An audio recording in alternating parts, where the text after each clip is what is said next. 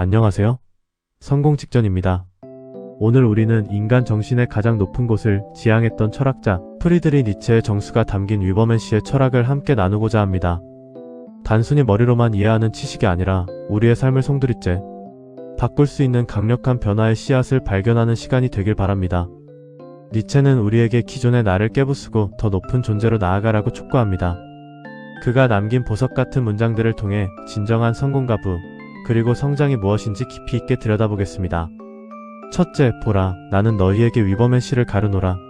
인간은 극복되어야 할 그 무엇이다. 너희는 인간을 극복하기 위해 무엇을 했는가? 지금까지 모든 존재는 자신을 뛰어넘는 그 무엇을 창조해왔다. 그런데도 너희는 이 거대한 밀물 속에서 썰물이 되려 하며 인간을 극복하기보다는 오히려 짐승으로 돌아가려 하는가? 원숭이에게 인간은 무엇인가? 하나의 웃음거리 아니면 고통스러운 치욕이다. 위버맨 시에게 인간 또한 그러해야 한다. 하나의 웃음거리 아니면 고통스러운 치욕 말이다. 너희는 벌레에서 인간으로 오는 길을 걸어왔고 너희 내면에는 아직도 많은 부분이 벌레로 남아있다. 한때 너희는 원숭이였으며 지금도 인간은 그 어떤 원숭이보다도 더 원숭이일 뿐이다. 보라, 나는 너희에게 위버맨 시를 가르치노라. 위버맨 시는 이대지의 의미다. 너희의 의지가 말하게 하라. 위버맨 시가 이대지의 의미가 되어야 한다고. 나의 형제들이여, 나는 너희에게 간곡히 부탁한다. 이대지에 충실하라. 니체는 여기서 인간이 정체된 존재가 아니라 끊임없이 변화하고 초월해야 하는 다리와 같은 존재임을 강조합니다. 우리가 현재 안주하고 있는 안락함은 사실 극복의 대상입니다. 진정한 부의 축적이나 성공도 결국 어제의 나를 비웃을 수 있을 만큼의 성장을 이뤄낼 때 시작됩니다. 단순히 돈을 버는 기술을 익히는 것이 아니라 돈을 다루는 나의 그릇 자체를 더 높은 단계로 격상시키는 것이 위버맨 시로 가는 첫걸음입니다. 둘째, 인간은 동물과 위버맨 시 사이를 잇는 밧줄이다. 시면 위에 걸쳐진 하나의 밧줄이다. 저편으로 건너가는 것도 위험하고 도중에 멈춰 서는 것도 위험하며 뒤돌아보는 것도, 벌벌 떨며 발을 멈추는 것도 위험하다. 인간에게 위대한 점이 있다면 그것은 그가 목적이 아니라 하나의 통로라는 것이다. 인간에게 사랑받을 만한 점이 있다면 그것은 그가 몰락하는 존재라는 점이며 동시에 건너가는 존재라는 점이다. 나는 사랑한다. 몰락하지 않고서는 살 줄 모르는 자들을. 그들은 건너가는 자들이기 때문이다. 나는 사랑한다. 위대한 경멸자를. 그들은 위대한 숭배자이며 저편 기슭을 향해 쏘아 올린 동경의 화살이기 때문이다. 나는 사랑한다. 자신의 몰락과 희생의 근거를 별들의 배후에서 찾지 않고 지구가 언젠가 위버맨 시의 것이 될 수 있도록 지구를 위해 자신을 희생하는 자를. 보라, 나는 번개의 전령이며 구름에서 떨어지는 무거운 빗방울이다. 그러나 이 번개의 이름은 위버맨 시다. 인간에게 소중한 것은 그가 목적이 아니라 하나의 과정이라는 사실이다. 우리는 흔히 실패를 두려워하지만 니체는 그 위험한 줄타기 자체를 긍정합니다. 성공으로 가는 길목에서 겪는 혼란과 고통은 우리가 다음 단계로 건너가고 있다는 증거입니다. 뒤를 돌아보며 과거의 영광에 집착하거나 두려움에 멈춰 서는 것이 가장 위험한 일입니다. 지금 겪는 경제적 어려움이나 정신적 방황은 더 나은 존재로 변모하기 위한 필연적인 몰락이며 그 몰락 끝에 비로소 새로운 창조가 일어납니다. 셋째, 나는 사랑한다. 자신의 정신을 자유롭게 하여 그 마음과 창자가 먹혀버린 자를. 그리하여 그의 정신은 그의 몰락을 도구로 삼는다.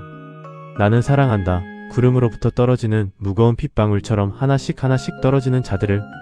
그들은 번개가 다가오고 있음을 알리는 전령이며 전령으로서 몰락해가는 자들이다. 보라, 나는 번개의 전령이며 구름에서 떨어지는 무거운 빗방울이다. 그러나 이 번개의 이름은 위버맨 시다. 나의 형제들이여, 지상에 충실하라. 그리고 하늘나라에 대한 희망을 설교하는 자들을 믿지 마라. 그들은 자신들이 알고 있든 모르고 있든 독을 섞는 자들이다. 그들은 생명을 경멸하는 자들이며 스스로 독을 마셔 죽어가는 자들이다. 대지는 이제 그들로부터 지쳐있다. 그러니 그들은 차라리 떠나가는 것이 좋다. 한때는 신에 대한 모독이 가장 큰 모독이었다. 그러나 이제 신은 죽었고 그와 더불어 신을 모독하는 자들도 죽었다. 이제 가장 끔찍한 일은 대지를 모독하는 것이며 탐구할 수 없는 것의 심장을 대지의 의미보다 더 높게 평가하는 것이다. 니체는 현실을 외면한 채 막연한 내세나 행운을 바라는 태도를 경멸합니다. 진정한 성공은 바로 지금 우리가 발을 딛고 서 있는 이 현실에서 승부를 보는 것입니다. 현실적인 부를 창출하고 세상에 기여하는 것은 결코 속세에 찌든 일이 아닙니다. 오히려 이 지구라는 무대를 더 풍요롭게 만들기 위해 자신을 던지는 고귀한 행위입니다. 내 삶의 주인이 되어 현실의 문제를 정면으로 돌파하는 사람이 바로 니체가 사랑한 자들입니다. 넷째, 너희의 영혼 속에는 아직도 저 위대한 갈망과 경멸이 살아있는가?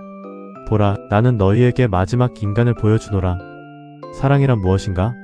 창조란 무엇인가? 갈망이란 무엇인가? 별이란 무엇인가? 마지막 인간은 이렇게 묻고 눈을 깜빡거린다. 대지는 작아졌고 그 위에서 모든 것을 작게 만드는 마지막 인간이 폴짝폴짝 뛰어다닌다. 그의 종족은 벼룩처럼 멸종하지 않는다. 마지막 인간이 가장 오래 산다. 우리는 행복을 찾아냈다. 마지막 인간들은 이렇게 말하며 눈을 깜빡거린다. 그들은 일하기는 하지만 일 자체가 유의가 되기를 원한다. 그러나 그 유의가 자신을 해치지 않도록 조심한다. 그들은 더 이상 가난해지지도 않고 부유해지지도 않는다. 이 두 가지는 모두 너무나 번거로운 일이기 때문이다. 누가 아직 통치하려 하는가? 누가 복종하려 하는가? 이 두 가지 역시 너무나 번거로운 일이다. 목자는 없고 오직 한 무리의 양떼만 있을 뿐이다. 모두가 평등하기를 원하고 모두가 평등하다. 스스로 다르게 느끼는 자는 스스로 미친 사람이 되어 정신병원으로 간다. 여기서 마지막 인간은 도전을 멈추고 적당한 안락함과 타협하는 현대인을 상징합니다. 그들은 큰 꿈을 꾸지 않으며 모두가 비슷해지기를 원합니다. 하지만 부와 성공의 법칙은 남들과 다른 길을 가는 위버맨 씨에게만 문을 열어줍니다. 세상이 말하는 적당한 행복에 만족하며 눈을 깜빡거리는 군중에서 벗어나 나만의 별을 향해 갈망의 화살을 쏘아 올려야 합니다. 다섯째, 나를 죽이지 못하는 것은 나를 더 강하게 만든다. 정신에는 많은 무거운 짐이 있다. 억세고 참을성 많은 정신, 경외심이 깃들어 있는 정신에는 말이다. 이 정신은 무거운 짐을, 그것도 가장 무거운 짐을 요구한다. 무엇이 무거운가? 인내하는 정신은 이렇게 묻고는 낙타처럼 무릎을 꿇는다. 그리고 짐이 가득 실리기를 바란다. 정신은 자기가 이긴 것을 기뻐하기 위해 자신의 어리석음을 비웃으려 하는가? 정신은 자신의 빛을 조롱하기 위해 고독 속으로 들어가는가? 정신은 진리를 위해서라면 굶주린 영혼을 감수하는가? 혹은 병들어 위로하는 자들을 돌려보내고 결코 너의 말을 듣지 못할 기먹은 자들과 우정을 맺는 것인가? 혹은 진리의 물이라면 그것이 설령 더러운 물이라 할지라도 뛰어드는 것인가? 가장 무거운 짐을 짊어진 정신은 마치 짐을 가득 싣고 사막으로 서둘러가는 낙타처럼 자신의 사막으로 서둘러 달려간다. 그러나 이 쓸쓸하기 그지없는 사막에서 두 번째 변화가 일어난다. 여기서 정신은 사자가 된다. 정신은 이제 자유를 쟁취하여 그 자신의 사막의 주인이 되고자 한다. 성공의 무게는 그것을 견딜 수 있는 사람에게만 주어집니다. 고통과 시련을 기꺼이 짊어지는 낙타의 단계를 거쳐야만 우리는 자유로운 사자로 나아갈 수 있습니다. 지금 여러분이 겪는 경제적인 압박이나 학업, 업무의 중압감을 피하지 마십시오. 그것은 여러분의 정신 근육을 단련시키고 훗날 더 큰 부를 관리할 수 있는 역량을 길러주는 축복의 무기입니다. 여섯째, 정신은 이제 자신의 의지를 원하게 되며 세상을 잃어버린 자는 이제 자신의 세상을 되찾게 된다. 정신이 사자가 되어야 하는 까닭은 무엇인가? 왜 짐을 싣는 짐승, 절제하고 경외하는 낙타만으로는 안 되는가? 새로운 가치를 창조하는 것, 그것은 사자조차도 아직 할 수 없는 일이다. 그러나 새로운 창조를 위한 자유를 쟁취하는 것, 이것은 사자의 힘으로 가능하다. 자유를 쟁취하고 의무라는 이름의 거대한 너는 해야 한다에 맞서 신성하게 아니오라고 말하기 위해 사자가 필요한 것이다. 나의 형제들이여, 왜 사자가 필요한가? 왜 인내하고 경외하는 낙타만으로는 부족한가? 지배자가 되기 위해, 그리고 거대한 용과 싸워 이기기 위해 사자가 필요하다. 그 거대한 용의 이름은 너는 해야 한다이다. 그러나 사자의 정신은 나는 하고자 한다라고 말한다. 너는 해야 한다는 용은 사자의 길을 가로막고 황금빛을 내뿜으며 말한다. 모든 가치는 이미 창조되었고 모든 창조된 가치가 바로 나다. 참으로 더 이상 나는 하고자 한다가 있어서는 안 된다. 사회가 정해놓은 틀, 타인이 강요하는 가치관에 아니오라고 말할 수 있는 용기가 필요합니다. 남들이 가니까 나도 가는 길이 아니라 나만의 비즈니스와 가치를 창조하기 위해서는 사자 같은 파괴적 혁신이 선행되어야 합니다.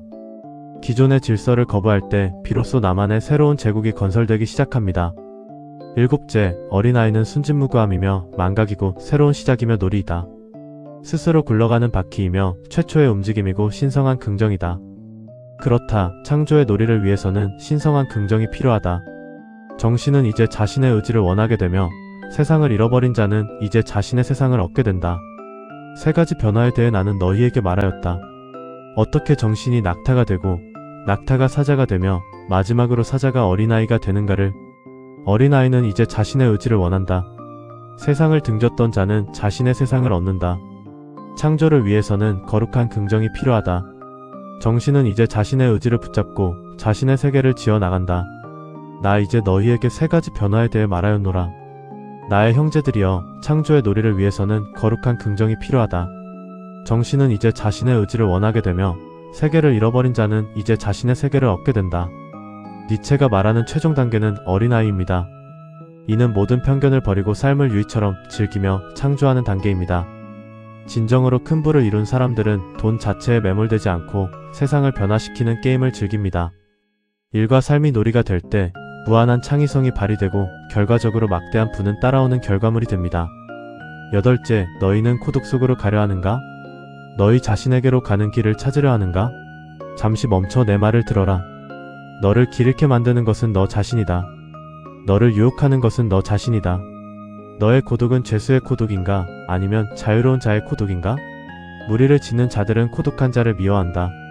그들은 너를 비웃고 돌을 던질 것이다. 그러나 너는 너 자신의 불꽃으로 스스로를 태워버려야 한다. 먼저 죄가 되지 않고서 어떻게 새로워지기를 바랄 수 있겠는가? 너의 고독은 너를 지치게 할 것이고 고독은 언젠가 너를 향해 소리칠 것이다. 나는 고귀한 사람을 알고 있다. 그는 모든 사람의 길에 걸림돌이 된다. 그러나 그는 진정한 고귀함을 가지고 있다. 너는 내 자신을 뛰어넘어 창조하려는 자인가? 아니면 단순히 군중의 복수심을 채워주는 자인가? 나는 너에게 묻는다. 너는 고독한 자인가? 너는 너 자신을 극복하려는 자인가? 너는 명령하고 스스로 복종하는 법을 아는 자인가? 그렇다면 나의 형제여, 너의 고독 속으로 가라. 성공은 고독을 먹고 자랍니다. 주변의 비난과 의심에 흔들리지 않고 자신만의 길을 걷는 사람만이 꼭대기에 설 수 있습니다. 과거의 나약한 자신을 불태워 죄로 만들고 그 위에서 강인한 자아를 다시 세워야 합니다.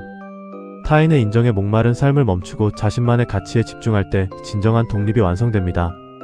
9째, 너희는 위를 쳐다볼 때 고향됨을 느낀다. 나는 아래를 내려다본다. 내가 고향되어 있기 때문이다. 너희들 중 누가 웃으면서 동시에 고향될 수 있는가? 가장 높은 산에 오르는 자는 모든 비극적 유의와 비극적 엄숙함을 비웃는다. 용기 있고 거침없으며 조롱할 줄 알고 강인한 것, 지혜는 우리에게 바로 이런 모습이기를 요구한다. 지혜는 여전사이며 항상 전사만을 사랑한다. 나의 형제들이여, 부디 그대들의 고귀함을 시장 바닥으로 던지지 마라. 시장 바닥에는 파리떼가 끓고 있으며 그들은 너의 성공을 시기하고 너의 실패를 비웃을 것이다. 위대한 일들은 시장 바닥과 명성을 떠난 곳에서 일어난다. 진정한 가치를 창조하는 자들은 시장에서 멀리 떨어져 살고 있다. 그들은 소음 속에서 길을 잃지 않는다. 시장 바닥에서 너는 언제나 작은 자들과 마주칠 것이다. 그들은 너에게 찬사를 보내며 너를 유혹할 것이지만 그것은 너를 그들의 수준으로 끌어내리기 위함이다. 그들의 연민을 조심하라. 그들의 찬사 뒤에 숨겨진 가시를 경계하라. 너의 영혼을 높은 곳에 두고 오직 너 자신만의 가치와 싸워라. 지혜로운 자는 심각함에 빠져 허우적대지 않습니다. 삶의 고난조차 비웃으며 넘길 수 있는 여유를 가집니다. 시장 바닥의 천박한 논쟁이나 시기, 질투에 휘말리지 말고 자신의 고귀함을 지키며 더 높은 관점에서 세상을 바라보아야 합니다. 격이 다른 생각과 행동이 격이 다른 결과를 만듭니다. 10째, 나의 덕은 너희에게는 기괴하게 보일 것이다. 그러나 그것은 나의 법이며 나의 빛이다. 나는 타인의 법에 따라 걷지 않는다. 나는 나 자신의 길을 가는 법을 배웠다. 때로는 흔들리고 비틀거리기도 했지만 나는 나의 길을 발견했다. 이제 나는 가볍게 걷고 비상한다. 이제 나 자신이 춤추고 있음을 느낀다. 이제야 하느님 한 분이 내 안에서 춤을 추고 있다. 나는 모든 사물 속에 있는 저 하늘을, 저 고요한 하늘을 사랑한다. 나는 모든 춤추는 자의 하나님을 사랑한다. 춤출 줄 모르는 자는 결코 위버맨 씨의 기쁨을 알지 못한다. 최고의 고귀함은 춤추는 발에 있으며 비상하는 정신에 있다. 나의 길은 이제 내가 발견한 길이다. 너희의 길은 어디에 있는가? 나는 사람들에게 이렇게 물었다. 나의 길이 정답이 아니라 너희만의 길을 찾으라고 가르쳤노라. 모든 인간을 위한 하나의 길이란 존재하지 않는다. 너희는 스스로 너희의 길을 닦아야 한다. 너희의 발걸음이 춤이 되게 하라. 너희의 삶이 하나의 예술작품이 되게 하라. 결국 성공의 완성은 나만의 고유한 법칙을 정립하는 것입니다. 남들의 성공 방정식을 무분별하게 따르는 것이 아니라 나에게 맞는 리듬과 철학을 발견해야 합니다. 나만의 길을 찾았을 때 우리는 비로소 비상할 수 있으며 그 과정 자체가 축제와 같은 춤이 됩니다. 이제 이러한 니체의 철학을 바탕으로 우리가 당장 삶에서 실천할 수 있는 10가지 실행 방안을 제안합니다. 첫째, 매일 아침 거울을 보며 어제의 나를 정중히 조문하십시오. 니체가 말한 몰락을 매일 실천하는 것입니다. 어제의 성취든 실패든 상관없습니다. 어제의 자아를 과거로 보내고 오늘이라는 무대 위에 완전히 새로운 위버맨 씨로서의 나를 탄생시키겠다는 의식적인 단절을 수행하십시오. 둘째, 자신의 고통에 고귀한 이름을 부여하십시오. 지금 당신을 힘들게 하는 경제적 결핍이나 인간관계의 갈등을 단순한 재난이 아니라 위버맨 씨로 가기 위한 연단으로 정의하십시오. 고통을 관리의 대상이 아닌 더 강한 나를 만드는 에너지원으로 환전하는 정신적 연금술을 실천하십시오. 셋째, 의도적인 고독의 시간을 매일 1시간씩 확보하십시오. 스마트폰과 타인의 시선에서 완전히 격리되어 오직 자신의 내면과 대화하십시오. 군중의 소음이 사라진 자리에서 비로소 당신만의 창조적인 영감이 솟아날 것입니다. 고독은 처벌이 아니라 권력의 원천입니다. 넷째, 시장 바닥의 가치관과 정반대로 행동하는 실험을 해보십시오. 남들이 유행을 쫓을 때 본질을 탐구하고 남들이 소비에 열중할 때 생산에 집중하십시오. 군중과 거리를 두는 작은 행동들이 모여 당신을 대체 불가능한 존재로 만들어줄 것입니다. 다섯째, 자신의 약점을 조롱하는 유머 감각을 기르십시오. 니체는 비웃음의 미학을 강조했습니다. 자신의 부족함을 심각하게 받아들이기보다 한 걸음 물러나 유쾌하게 비웃을 수 있을 때 당신은 비극의 주인공에서 삶의 연출가로 거듭나게 됩니다. 여섯째, 일주일에 한 번은 기존의 상식을 깨는 도발적인 질문을 던지십시오. 내가 당연하다고 믿어온 비즈니스 모델이나 생활 습관에 대해 아니오라고 말해보고 전혀 다른 방식의 가능성을 타진하십시오. 사자의 포효는 바로 이 파괴적 질문에서 시작됩니다. 일곱째, 완벽함이 아닌 놀이의 마음으로 프로젝트에 임하십시오. 성과에 대한 강박을 내려놓고 어린아이처럼 과정 자체를 즐기며 몰입하는 시간을 늘리십시오. 결과에 연연하지 않을 때 오히려 세상이 깜짝 놀랄만한 창의적인 결과물이 나오게 됩니다. 여덟째, 신체를 단련하는 일을 철학적 수행으로 격상시키십시오. 니체는 육체의 건강을 정신의 고향과 연결했습니다. 운동을 단순히 살을 빼는 수단이 아니라 자신의 의지를 지배하고 한계를 돌파하는 위버맨 씨의 훈련으로 삼으십시오. 강한 육체에 강한 의지가 깃듭니다. 아홉째, 자신만의 단단한 취향과 법칙을 담은 개인 헌법을 작성하십시오. 타인의 조언이나 사회적 통념이 아닌 오직 내가 지향하는 가치들로 이루어진 3가지 이상의 절대 원칙을 정하고 이를 목숨처럼 지켜나가십시오. 그것이 당신의 고귀함을 지켜줄 방패가 될 것입니다. 열째, 매일 잠들기 전 오늘 하루 내가 나를 극복했는지를 자문하십시오. 단 1%라도 어제보다 나은 선택을 했다면 당신은 위버맨 씨의 길을 걷고 있는 것입니다. 춤추듯 가볍게 하지만 묵직한 발걸음으로 당신만의 정상에 오르시길 바랍니다. 마지막으로 당부드리고 싶은 것은 이 모든 과정이 결코 엄숙하고 고통스럽기만 한 과정이 되어서는 안 된다는 점입니다. 니체가 찬양했던 어린아이의 마음을 기억하십시오. 성공과 부를 향한 여정은 당신이 이 세상에 태어나 버리는 가장 화려하고 즐거운 유의여야 합니다. 스스로를 옥죄는 죄책감이나 타인의 시선이라는 사슬을 끊어내고 오직 당신의 내면에서 울려 퍼지는 창조의 북소리에 발을 맞추십시오. 당신이 스스로를 긍정하고 삶의 모든 순간을 축제로 받아들일 때 우주는 당신이 꿈꾸는 것 이상의 풍요를 기꺼이 선사할 것입니다. 여러분의 성공은 이미 여러분의 내면에서 시작되었습니다. 니체가 말한 위버맨 씨처럼 스스로의 가치를 창조하고 그 길을 당당히 걸어가는 여러분이 되시기를 진심으로 응원합니다. 지금까지 성공 직전이었습니다. 감사합니다. 이 영상을 본 당신은 지금 성공 직전입니다.